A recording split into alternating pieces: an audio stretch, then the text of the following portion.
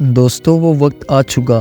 جب 2000 سال پہلے آخری بار ہیکل سلیمانی کو دوسری مرتبہ تباہ کیا گیا۔ آخر کار اسرائیل کے اندر لال بیل کی قربانی اپریل کے مہینے میں کرنے کے لیے بالکل تیار ہے۔ وہ قربانی جس کے بعد مسجد الاقصی کو شہید کرنے کے بعد تیسری مرتبہ ہیکل سلیمانی کو تعمیر کیا جائے گا، کیونکہ یہ یہودیوں کے لیے اتنا ہی مقدس اور اہم ترین ہے جتنا کہ مسلمانوں کے لیے خانہ کعبہ ہے۔ ویڈیو میں نظر آ رہے اس پتھر کو دی گولڈن ڈوم کہا جاتا ہے۔ یہودیوں کا اس کے بارے میں ماننا ہے کہ یہاں پر موجود یہ پتھر اس کائنات کا سینٹر آف یونیورس ہے۔ اس پتھر پر حضرت آدم علیہ السلام کو پیدا کیا گیا۔ اس جگہ پر حضرت ابراہیم علیہ السلام نے اپنے بیٹے کی قربانی کی کوشش کی۔ یہ سب یہودیوں کا دی گولڈن ڈوم کے بارے میں ماننا ہے۔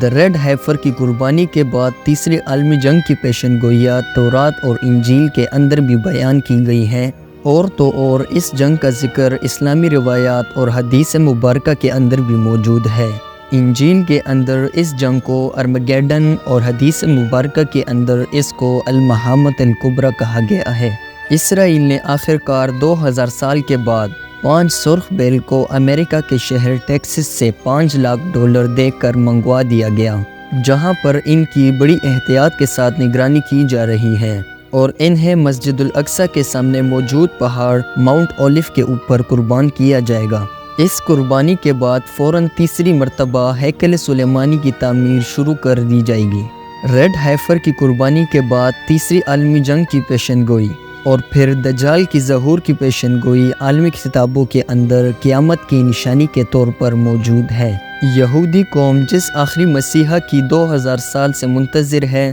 وہ تورات کی پیشن گوئی کے مطابق حضرت عیسیٰ علیہ السلام تھے،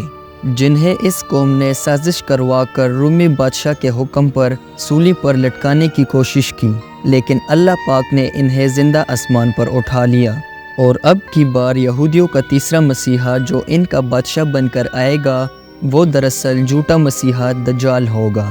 جس کا خاتمہ کرنے کے لیے حضرت عیسیٰ علیہ السلام اس دنیا میں واپس آئیں گے، لیکن اس بار وہ رسول بن کر نہیں بلکہ ہمارے نبی کریم صلی اللہ علیہ وسلم کی امتی بن کر آئیں گے، اور اس فتنہ عظیم یعنی دجال کا خاتمہ کریں گے، جسے ختم کرنا کسی اور کے بس میں نہیں ہوگا۔ وہ دین اسلام کو پوری دنیا میں نافذ کریں گے۔ حضرت عیسیٰ علیہ السلام اس وقت دمشق کے ایک جامع مسجد پر آسمان سے فرشتوں کے کندھوں پر ہاتھ رکھ کر تشریف لائیں گے، جب امام مہدی اور ان کے فوج کو دجال اور اس کے فوج نے دمشق کے مقام پر ہی کہیں گھیر لیا ہوگا۔ حدیث مبارکہ کے مطابق امام مہدی کا ساتھ دینے کے لیے یا پھر ان کی فوج کے اندر جو کالے جھنڈوں کی جماعتیں شامل ہوں گی، وہ عرب کے مشرق یعنی آج کے ہندوستان، پاکستان، ایران اور افغانستان کی طرف سے آئیں گے، جسے اس وقت خراسان کہا جاتا تھا۔ اللہ کے رسول صلی اللہ علیہ وسلم نے فرمایا تھا کہ ان فوجوں کا رخ کوئی پھیر نہیں سکے گا اور نہ ہی انہیں کوئی روک سکے گا، یہاں تک کہ وہ ایلیا یعنی موجود اسرائیل میں جا کر امام مہدی سے ملاقات کریں گے اور ان کی فوج میں شامل ہو کر امام مہدی کے خلافت کو قائم کریں گے۔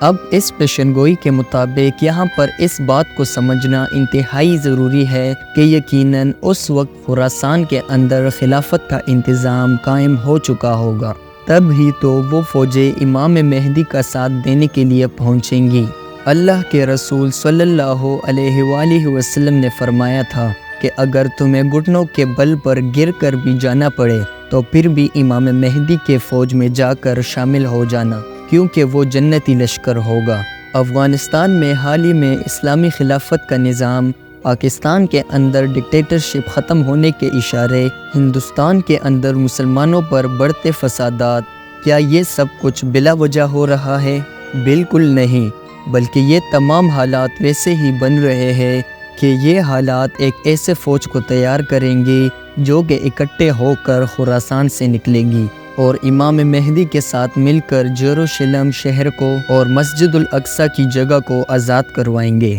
جہاں پر اس وقت تیسری مرتبہ ہیکل سلیمانی بن چکا ہوگا، اور یہاں پر ہوگی وہ تیسری عالمی جنگ جس کے بارے میں اللہ کے رسول صلی اللہ علیہ وآلہ وسلم نے فرمایا تھا کہ یہ جنگ اتنی خونریز ہوگی کہ اگر کسی شخص کے 100 بیٹے ہوں گے تو 999 اس میں قتل کر دیے جائیں گے، اور یقیناً منافقین اور عیسائی شکست کھا کر بھاگیں گے۔ دجال اور اس کی فوج غرقد درخت کے پیچھے پناہ لیں گے، جس کا یہودی آج جگہ جگہ اسرائیل کے اندر پورا باغ لگا چکے ہیں۔ اس تیسری عالمی جنگ میں مسلمانوں کی فتح اور دجال کے قتل کے بعد حضرت عیسیٰ علیہ السلام ایک ہی حکومت کو پوری دنیا میں نافذ کریں گے، اور اس وقت پوری دنیا میں صرف ایک ہی دین ہوگا، اور وہ دین اسلام۔ اس کے بعد قیامت کا آغاز ہوگا، اور اب آپ اندازہ لگائیں کہ ہم اینڈ ٹائم یعنی قیامت کے کتنے قریب جا پہنچے ہیں۔ ہم انسان چاہے یا نہ چاہے،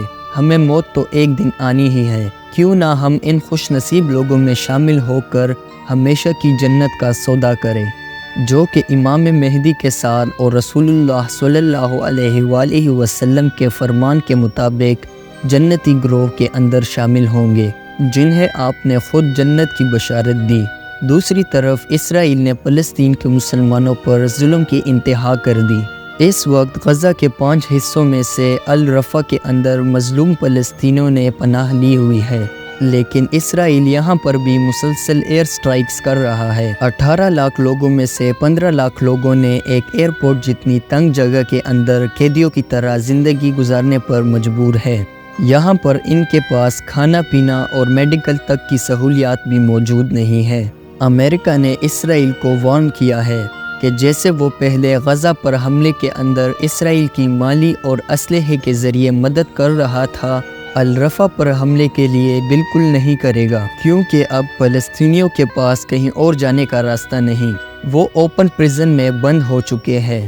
ایک طرف ایجپٹ اپنا بارڈر ان کے لیے نہیں کھول رہا، دوسری جانب سمندر ہے، جبکہ تیسری جانب اسرائیل اور اس کی فوج نے ان کو گھیرے میں لیے ہوئے ہے۔ لہٰذا اب کی بار فلسطینیوں کی نسل کشی ہوگی، نہ کہ جنگ۔ لیکن اسرائیل نے یہ واضح طور پر بتا دیا کہ اگر امریکہ وار میں اسرائیل کی مدد کرے یا نہ کرے، وہ پھر بھی رفح کو مکمل طور پر تباہ کر کے فلسطینیوں کا وجود ہی اس سرزمین سے مٹا دے گا۔ اس لیے وہ یہاں سے اپنی جان بچا کر بھاگ جائے۔ اب آپ خود سمجھ سکتے ہیں کہ اسرائیل آخر ایسا کیوں کر رہا ہے۔ ظاہر سی بات ہے، دی تھرڈ ٹیمپل یعنی ہیکل سلیمانی کی تیاری کے لیے، کیونکہ اسرائیل نہیں چاہتا کہ اس دوران کسی بھی طرح سے انہیں غزہ کے مسلمانوں سے کسی بھی طرح کا مزاحمت کا سامنا کرنا پڑے، لہٰذا انہیں یہاں سے دور ہی رکھے۔ دوسری طرف وہ مسلمان امت کے نفس کو بھی دیکھ چکا ہے کہ ان جیسے بے حس اور بے غیرت حکمران موجود ہو تو انہیں کسی سے بھی ڈرنے کی ضرورت نہیں، جنہوں نے اپنے مسلمان بہن بھائیوں اور بچوں کو اسرائیل کے ظلم کے لیے تنہا چھوڑ دیا۔ یہاں تک کہ خود سعودی عربیہ یمن کے حوثی باغیوں کی طرف سے اسرائیل کے شپس کے لیے سوئس کنال کا راستہ بند کرنے کے بعد سے اسرائیلی آرمی کے لیے آئل جوردن کے راستے یعنی بائی روڈ پہنچایا جا رہا ہے، اور یہی وہ تیل ہے جو اسرائیل کے ٹینک اور جہازوں میں استعمال کر کے مظلوم فلسطینیوں پر میزائلوں کی صورت میں برسایا جاتا ہے۔ اس کے علاوہ باقی بھی ریسورسز ہے جسے پیسوں کے لیے مسلمانی ممالک سے بھیجے جاتے ہیں، بنا یہ سوچے سمجھے کہ ہمارے دشمن ممالک آخر اس کا استعمال کیسے کریں گے۔ دوستو، اگر آپ کو ہماری یہ ویڈیو پسند آئی تو اس طرح کی مزید ویڈیوز دیکھنے کے لیے ہمارے چینل کو ضرور سبسکرائب کیجیے۔